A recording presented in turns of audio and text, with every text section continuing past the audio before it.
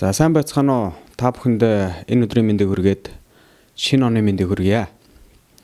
За оны өмнө би Монгол улсын онлайн засгийн газрын ерөнхий сайдад нэр дэвшсэн гэд аль биесээр хэлжсэн. За тэр үг үзэл бодол байр суурь маань бол өнөөдрийг хүртэл хэвээр байгаа. За энэ ч гэсэн цаашаа үргэлжлэнэ. Харамсалтай нь манай онлайн засгийн газарт сайд болох хүсэлтэй хүмүүс өөрийнхөө мэдлэг ур чадварыг Монгол улсынхаа засгийн газарт Монголын төрд бас санал болгох хүмүүс холбогдсонгүй. Тэгэхэд өнөөдөр би та бүхэндээ нэгэн сонирхолтой бизнес төслийг танилцуулах гэж байгаамаа. Энэхүү бизнес төсөл нь бол 60 тэрбумын ашигтай, 60 тэрбумаас ч илүү ашигтай байж болох бизнес төлөв юм аа. Одоо ингээд би өөрийгөө хүн сөдөө аж ахуй хөнгөн үйлдвэрийн сайд болгоод Монгол Улсын засгийн газарт санал болгох 60 тэрбумаас дээш ашигтай байж болох бизнес төлөвөө танилцуулъя.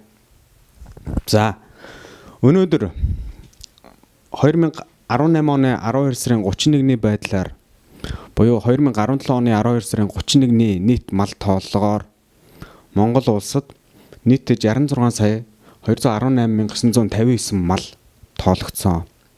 Тэгэхээр маш их том тоо гэсэн үг энэ бол. За түүний дотор бол адуу 3,939,813. За өхөр 4,388,455 мянга.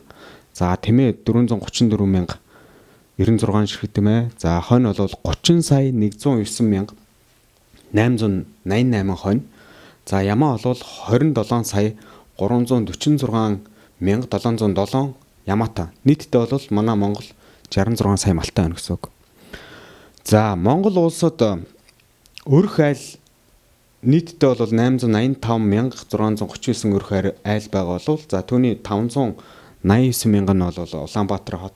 За орон нутагт бол 301,000 айл өрх амьдарч байна гэсэн үг. Ер нь хөдөө орон нутагт 1 сая гаруй иргэд за 300 гаруй мянган айл өрх амьдарч байна гэсэн үг. За тэдгээр айл өрхүүдийн малчин айл өрхүүдийн бол 150 мянга орчим айл өрх нь бол өөрөнгөсөн өвлжөөтэй байт юм байна. Тэр өвлжөөнд дунджаар 300-аас 500 тоо толгой малтай өвлждөг юм байна. Зарим нь бол 2-3 мянган малтай, зарим нь бол 300 малтай, зарим 800 малтай гэдэг ингээд дунд чинь 300-аас 500 малтай нийт айл өрхүүд өвлжж байна. За эдгээр 150 мянган айл өрхийн өвлжөө жил бүр 5 тонн орчим аргал хоргол хөрзөн өтөг бууз үйлдвэрлэж байна. Энэхүү өтөг бууцыг би бизнес олгоё, мөнгө олгоё гэж шийдэл дэвшүүлж байгаамаа. За нийт 5 тонн өтөг бууцныхаа 50% нь бол тухайн малчин өрх мөн бол түлшиндээ аргал болгож түлш болгож хэрэгжилж байна. За 50% нь бол түлж чадахгүй учраас шууд үнс олгоод эсвэл шатааж хог олгоод ингээд дуусч байгаа. Тэгэхээр тэр хог болж байгаа, үнс болж байгаа тэр аргал хөрзөн тэр бүх зүйлүүдийг бол технологиг ашиглаад, технологийн дэвшил ашиглаад дээр нь эрдэс бордоо янз бүрийн органик нэгдлүүдийг ашиглаад эндээс органик бордоо гаргая. Хөдөө аж ахуйн салбарт, газар тариалангийн салбарт гарах бордоо гаргая гэж ингэж шийдсэн байгаа. За 2.5 тонн буюу 2500 кг хөрзөн салхинд үнс болж алгуулж байгаа. Тэрийг 150 мянган айлын өвлжөөнд үржүүлэхэд 375 сая тонн өтөг бууз монголчууд жил бүр үнс болгож салхинд хог болгож хайж байна. Тэгэхээр энэ 375 сая тонн өтөг бууцыг эко органик бордоо болгоё. Энэхүү бордоогоо бид нар олон улсын зах зээл дээр экспорт хийя. Олон улсын чанар стандартыг хангасан органик бордоо болгон үйлдвэрлэе. Энэхүү бордоог үйлдвэрлээд за жишээлбэл би өнөөдөр Тайванд суралцж байгаа. Тайваныг би бол бас энэ чиглэлээр судалгаа хийж үзэхэд бол Тайвань өнөөдөр 23 сая хүн амтай. За Монгол улсын нийт хүн амаас бол 7 дахин их олон хүн амтай. За газар нутгийн хэмжээгээр бол Монгол улсаас бол 42 дахин одоо бага. За манай зөвхөн нэг аймагтай л дүүцгүүц одоо газар нутагтаа. За жишээлбэл манай Хөвсгөл аймагтай тэнцвүүц газар нутагт дээр 23 сая хүн аж төрж амьдарч байна. За 23 сая хүний хэрэглээ гэдэг бол хүнсний хэрэглээ гэдэг бол манайхаас 7 дахин өндөр том хэрэглээтэй гэсэн үг. Тэгэхээр зөвхөн Тайванд бид нар энэ 375 сая тонн бордоогоо экспорт хийя л гэдэг санаа байна. Жишээлбэл Тайванд 800 мянган гектар талбайд газар тариалан эрхэлж байна. Тэгээ 1 гектар талбайд 1.2 тонн буюу 1200 кг бордоо олгож ашиглаж байна. Тэгэхээр бидэрт маш том зах зээл, маш том боломж байна гэсэн үг.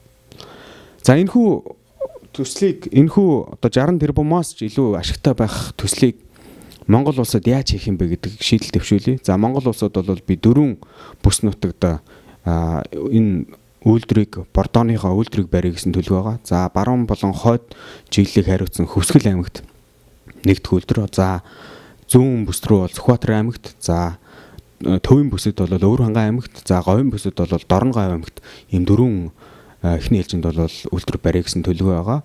Тэгэд энэхүү үйлдвэрийг барихад бол тийм их өндөр зардал гарахгүй.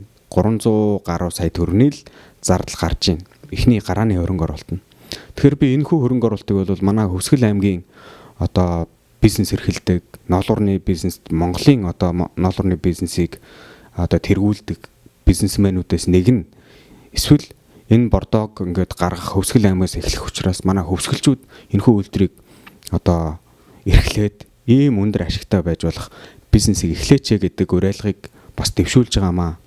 Тэгэд энэхүү 60 тэрбумаас ч илүү ашиг олох жил борлон бид нар салхинд үнс болгож байгаа энэ мал аж ахуйн одоо бордоог хөрзөнг аргал хорголыг бид нар эко хүнс болгож дэлхийн зах зээл дээр, олон улсын зах зээл дээр органик бордоо болгож ингэж нийлүүлэх бүрэн боломж байна. Энэ бидний өмнө байгаа халуун орны хөршүүд маань бол жилд 2 удаа газар тариалангийн тариалт эрхэлж байна. Тэгэхээр цуцалтгүй одоо байнга газар тариалан эрхлээд тэр газрынх нь үржиж шимж гэсэн одоо бас ингээд алдагдаж байна. Тэгэхээр манай энэ органик бордоо гэдэг бол тэр үржиж шимэн муутайгаа газарт тэр одоо жилд 2 удаа оруулц өгж байгаа тариан талбайд бол хамгийн супер одоо бордоо болж чаднаа. Тэгээ бүгдээрээ ийм экспортын бизнесийг эхлүүлж одоо 60 тэрбумаас ч илүү ашгийг 1 жилийн дотор олох боломж байна гэдгийг би та бүхэндээ хуваалцаж байгаамаа. Тэгээд манай хөвсгөлийнхэн энэхүү бизнесийг одоо төрүүлээд эхлүүлэе гэсэн уриалга дэвшүүлж байна. Тэгээд та бүхэнд бүгдээрэнд нь шинэ оны минь төргий хамтдаа экспортын бизнес хийж 60 тэрбумаас ч илүү ашгийг Монгол улсад оруулъя гэсэн уриалгаар энэхүү үг үзэл бодлоо илэрхийлж байна. Анхаарал хандуулсанд баярлалаа.